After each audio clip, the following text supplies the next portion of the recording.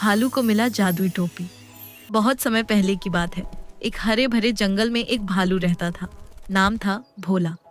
भोला बहुत मेहनती और सच्चा था, लेकिन थोड़ा सीधा साधा यानी भोला था, जैसे उसका नाम। एक दिन जंगल की झाड़ियों में उसे एक चमचमाती जादुई टोपी मिली। जैसे ही उसने टोपी को अपने सिर पर रखा, एक रहस्यमयी आवाज उसके कानों में गूंजी। जो इस टोपी को सच्चे मन से पहनेगा और सच्चा कामना करेगा, उसकी एक इच्छा जरूर पूरी होगी। भालू बहुत खुश हुआ और उसने ये बात किसी को नहीं बताई।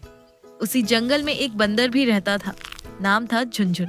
वो बहुत चंचल और शरारती था, लेकिन साथ ही चालाक भी। वह अक्सर दूसरों की चीजें छीनकर मजाक करता और फिर हंसता रहता। जब उसने भालू के सिर पर चमकदार टोपी देखी तो उसकी आंखों में लालच आ गया। झुनझुन बोला, अरे भालू भैया, ये टोपी तो एकदम शाही लग रही है, जरा पहनकर देखूं क्या? भालू मुस्कुराया, लेकिन मना कर दिया। नहीं झुनझुन, ये टोपी खास है, मैं इसे किसी को नहीं दे सकता। झुनझुन ने दिखाया कि उसे फर्क नहीं पड़ा, लेकिन उसके मन में चोरी करने की योजना बन चुकी थी।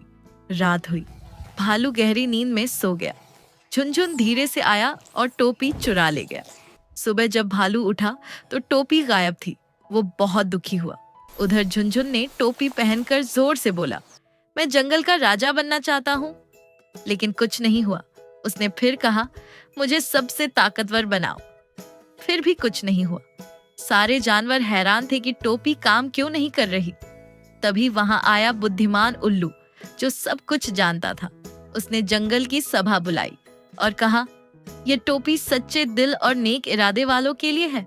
झुनझुन ने इसे चोरी किया है, इसीलिए टोपी ने उसका कहा नहीं माना। फिर उल्लू ने टोपी वापस भालू को दी और कहा, अब तुम अपनी सच्ची इच्छा मांगो। भालू ने टोपी सिर पर रखी और आंखें बंद करके बोला, मैं चाहता हूँ कि हमारे जंगल में कोई किसी से झूठ न बोले, सब मिलजुल कर रहें और खुश रहें। टोपी से एक चमक निकली और पूरा जंगल खुशी से भर गया। सीख, चोरी और चालाकी से पाई गई चीजें कभी सच्चा फल नहीं देती। सच्चा दिल और दूसरों की भलाई की भावना सबसे बड़ी ताकत होती है। सच्चाई की हमेशा जीत होती है, चाहे सामने कोई भी हो।